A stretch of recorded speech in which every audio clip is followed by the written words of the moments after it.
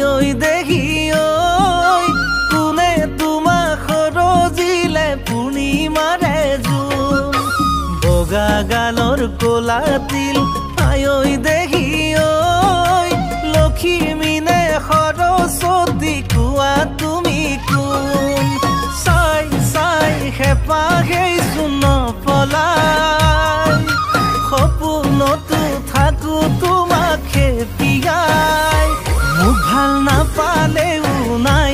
কাৰ্যসূচীৰ বিহুৰ বিভিন্ন কাৰ্যসূচী আমি ইতিমধ্যে সংগ্ৰহ কৰিছোঁ। সংগ্ৰহ কৰাৰ পিছত আমাৰ ইয়াতে নেৰিষ্টত এটি নামঘৰ আছে বুলি গম পাই মই নামঘৰ প্ৰাংগণত আহি উপস্থিত হৈছোঁহি। ইয়াতে আছে নামঘৰৰ লগত ওতঃপ্ৰোতভাৱে জড়িত সন্মানীয় কুমুদ বৰাদেৱ মই লগ পাইছোঁ।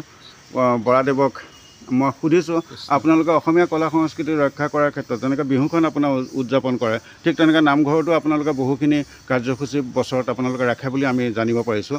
আপুনি কওকচোন মানে কি আপোনালোকে কলা সংস্কৃতিৰ ক্ষেত্ৰত আপোনালোকে এখন দূৰণিৰ ৰাজ্যত থাকি অসমীয়া কলা সংস্কৃতি আগবঢ়াই লৈ যোৱাৰ ক্ষেত্ৰত কেনেধৰণৰ আপোনালোকে অৱদান আগবঢ়াই আহিছে অকণমান থুলমূলকৈ ক'লে আমি ভাল পাওঁ। কৃষ্ণ আমি আমাৰ আজি ভালেখিনি বছৰ হৈ গ'ল আমি ইয়াতে নামঘৰ এই আমাৰ নামঘৰতে আমি স্থাপিত কৰা বহুত বছৰৰ পৰা আমি আমাৰ উৎসৱ যিখিনি আমি ধৰ্মীয় অনুষ্ঠান আমি পালন কৰি আহিছোঁ।